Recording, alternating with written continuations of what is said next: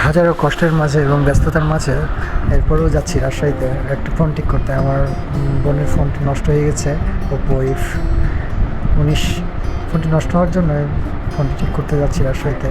এবং রাজশাহীতে যে কাজগুলো চলছে, অনেক বড় বড় কাজ চলছে, যে ফ্লাইওভারের কাজ চলতেছে, দেখেন কী পরিমাণ বড় বড় সেই টাওয়ার করে রাখছে। এগুলোর উপর দিয়ে ফ্লাইওভারের রাস্তাটি হবে। আর যে পরিমাণ রোদ, খরা, আসলে মাথা প্রচুর পরিমাণ গরম হয়ে যাচ্ছে। রোজা থেকে প্রচুর পরিমাণ কষ্ট।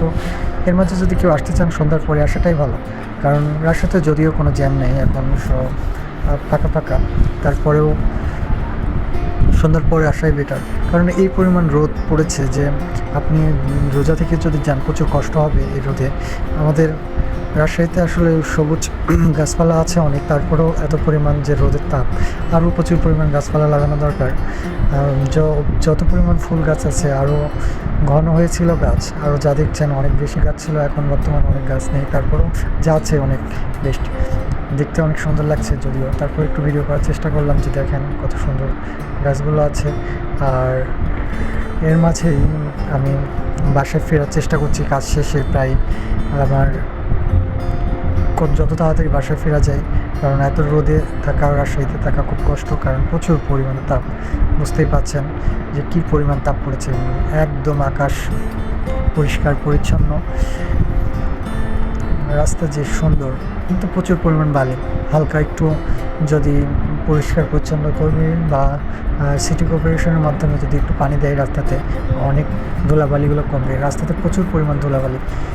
তো চালক মামা অনেক সুন্দর গাড়ি চালাচ্ছিল, এর মাঝে আমি একটু আমার নিজেকে দেখে নিচ্ছিলাম। আর এর পথেই ট্রেন ক্রসিং, সিরিয়াল ক্রসিং হয়ে গেল। এখন আমার বাসায় যাওয়ার ফালি। ধন্যবাদ।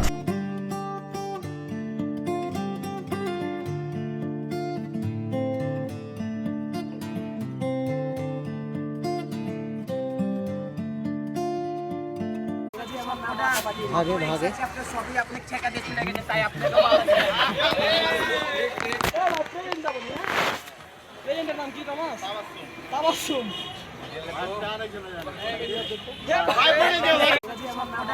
ভাগে ভাগে সবই আপনি ঠেকা দিয়ে চলে গেছে, তাই আপনি ট্রেনের নাম কি তোমার? তাবাসসুম।